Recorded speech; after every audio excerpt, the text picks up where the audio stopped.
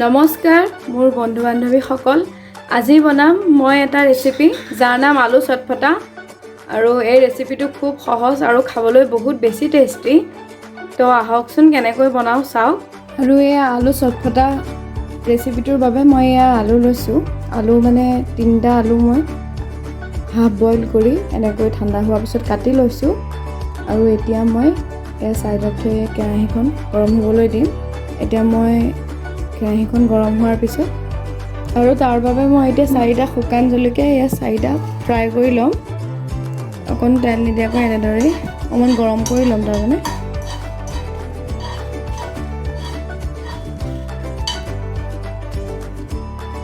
আৰু মোৰ জলকীয়াকেইটা গৰম হৈ গৈছে এতিয়া মই এইটা উঠাই লম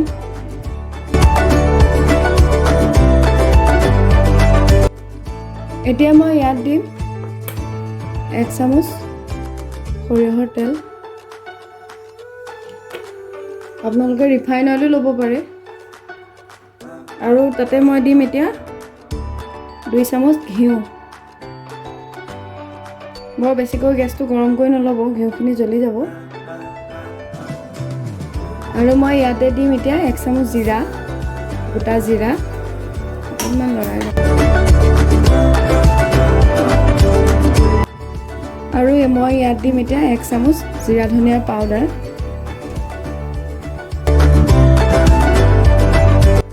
আৰু এতিয়া মই কাটি লোৱা আলু কিটুকুৰা ইয়াত দি দিম আলুটো বৰ বেছিকৈ সিজাই লোৱা নাই হাফ বইল কৰি লৈছিলো আৰু ধুনীয়াকৈ কাটি লৈছিলো গেছটো লো ফ্লেমতে ল'ব দেই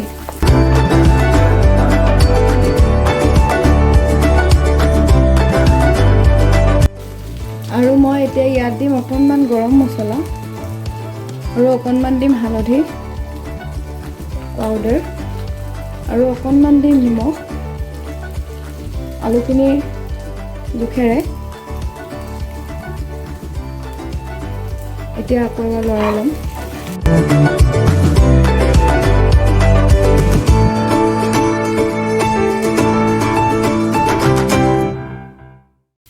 আৰু মই এতিয়া ইয়াত দিম অকণমান ৰেড চিলি পাউডাৰ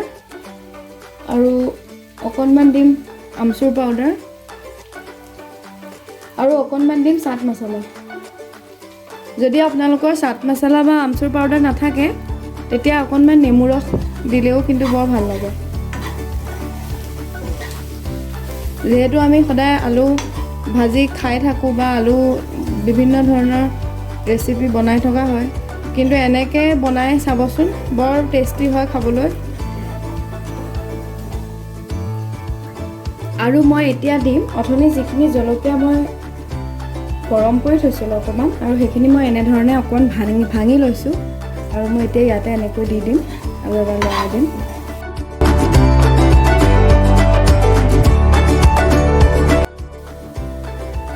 আৰু মই এতিয়া ইয়াত দিম অকণমান কেঁচা ধনিয়া কুটি লোৱা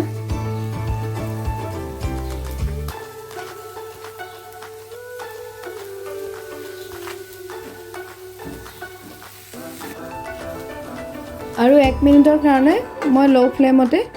ঢাকনা মাৰি ৰাখি দিম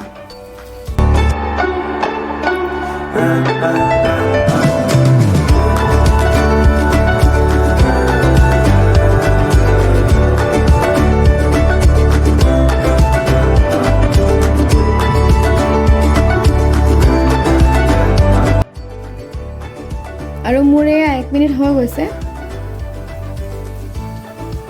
এতিয়া এখন লৰাই দিম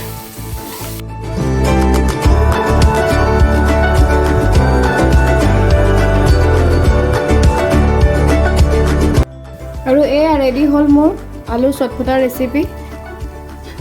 আৰু আপোনালোকেও ঘৰত এনেধৰণে বনাই চাবচোন আৰু কেতিয়াবা যদি ঘৰত একো নাথাকে ধৰক অকল আলু থাকে তো ঘপককৈ যদি আলহী আহে এনেধৰণে বনায়ো তেওঁলোকক লুচিৰ লগত বা ভাতৰ লগত দিব পাৰে বৰ ভাল লাগে খাই আৰু এই ৰেচিপিটো চাই কেনেকুৱা পালে মোক কমেণ্ট কৰি জনাবলৈ নাপাহৰিব আৰু মোৰ চেনেলটো ছাবস্ক্ৰাইব কৰি দিব ধন্যবাদ